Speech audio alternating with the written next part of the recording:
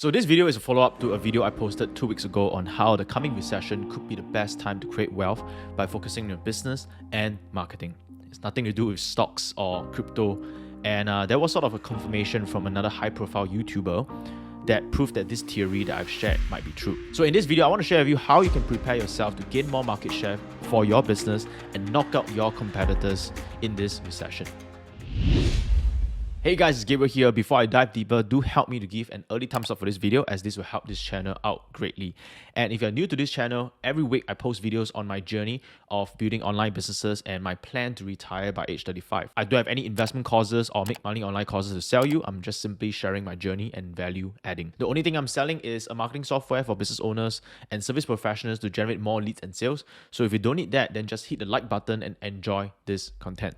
So a quick recap on the video I posted 2 weeks ago, and if you want to watch the full video, I'll put the link in the description below. So whenever the market is entering a period of uncertainty, such as a recession, companies usually start cutting budget in order to tie through that rough period. And this usually means that they will cut manpower costs, they will stop hiring, and generally they will also cut marketing budget. And generally we have always been in a bull run for the past 10 over years, and there was only two crisis. There was the COVID crisis and then the coming recession right now. So I had this theory that when companies cut marketing budget, they would cut down their advertising budget, and that would cause advertising price to go down, to become cheaper. And the idea is actually very simple. It's basic economics. Price is usually controlled by supply and demand.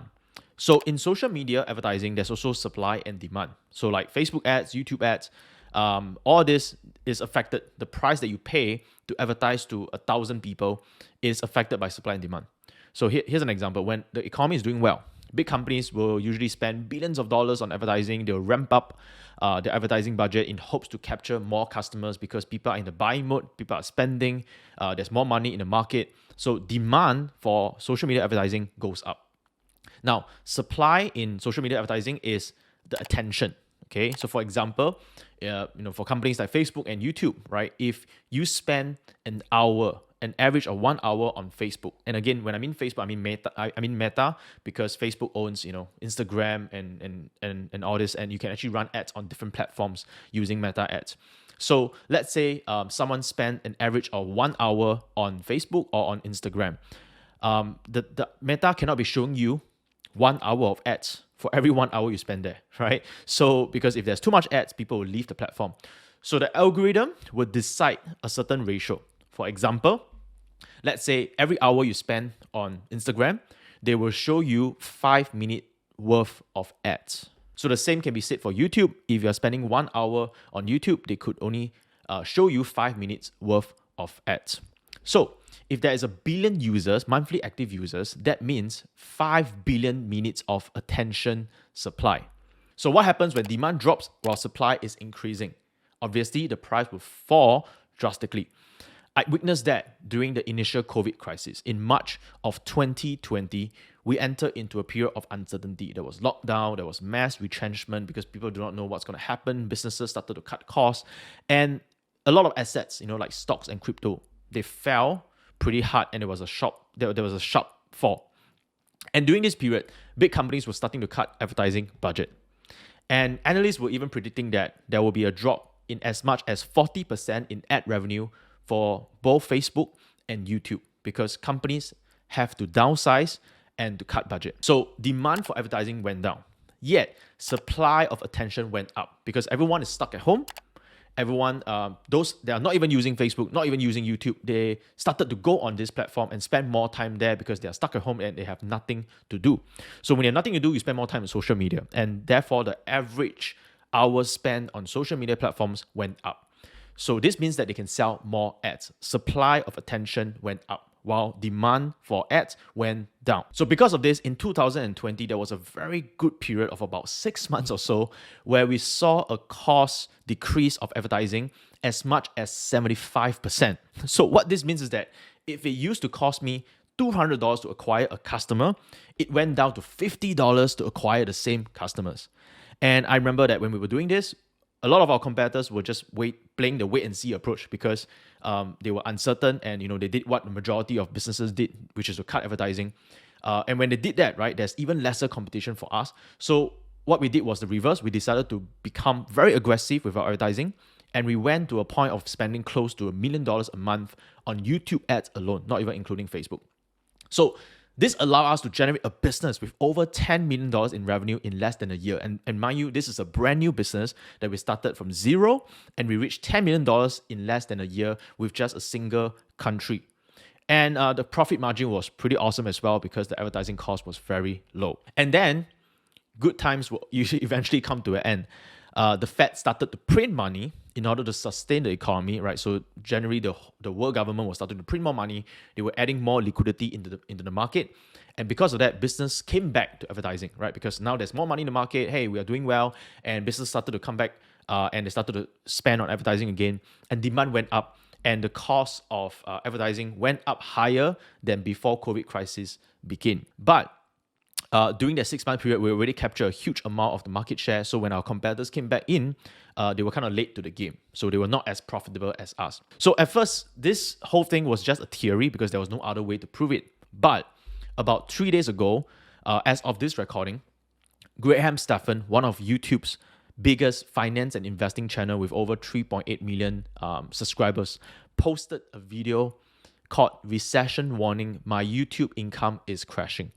And basically what he was saying is that in that video, he was talking about how his YouTube ad revenue, because YouTubers make money when they get views. And when they get views, when you watch an ad on their video, YouTube actually pays them a certain percentage of what they collected from advertisers to these creators.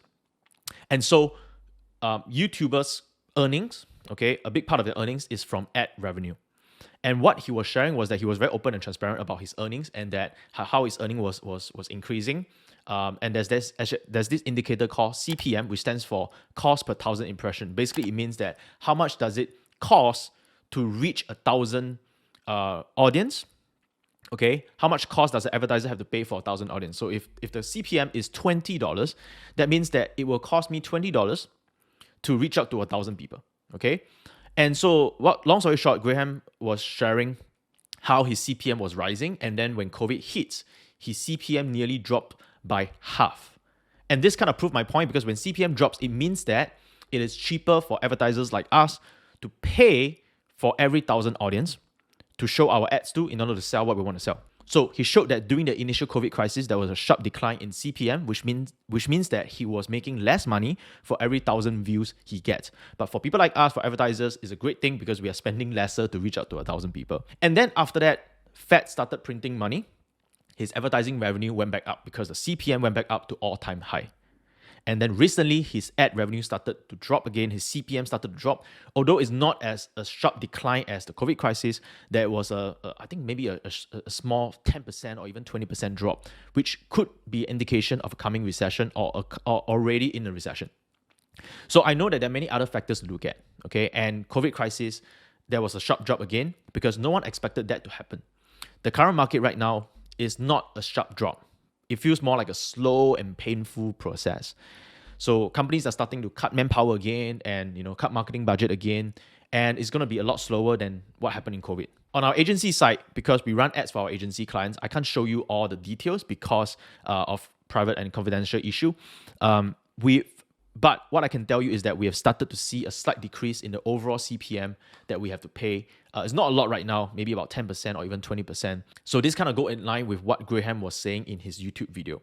So if this theory is true, we could be entering into another period of lower ad costs in the next couple of months. Okay, so what does this mean to you if it's true? You probably heard of this overly used cliche quote by Warren Buffett. And he says that be greedy when people are fearful. So this is the time that I believe that when advertising cost is going to go lower, this is the best time to double down on social media advertising to acquire more customers because it's going to be cheaper for another short window. And if you think long term, all right, see, most businesses only care about acquiring customers on the front end, and they forget that most of the money is made on the back end.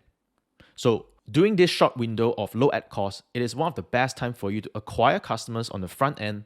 And then when the market goes up again, when advertising costs go up again, you can then focus on converting these customers that you've already acquired.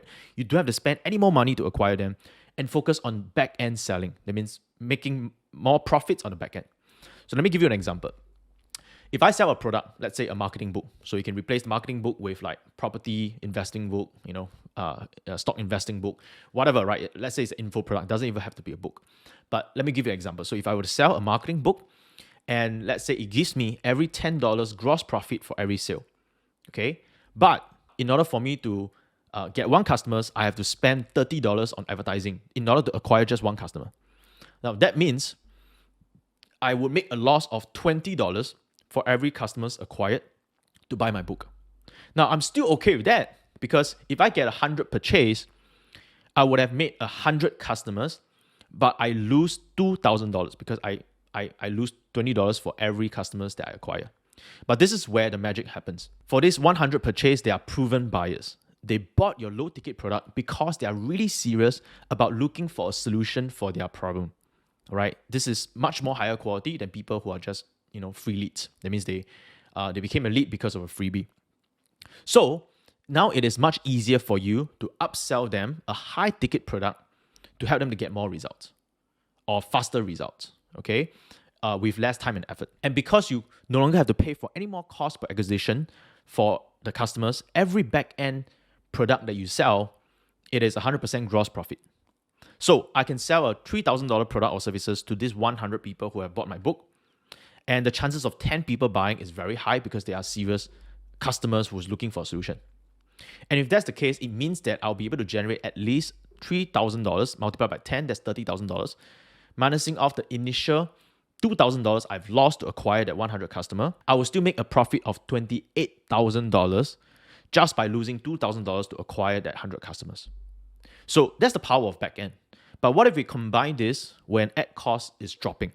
So what if we enter into another season where ad cost drops? Instead of costing me $30 to acquire one customer, what if it only costs me $15 to acquire one customer right now? That means I'll be a lot more profitable on the back end. So what I'll do is I'll use this opportunity to position myself with a funnel and my advertising to acquire as many front-end customers as possible when ad cost is cheaper. Now, after that, when ad costs start to go up, because when the economy will eventually recover and businesses will start jumping back in, competition start going up, I may turn off my ads or even slow down on my ads.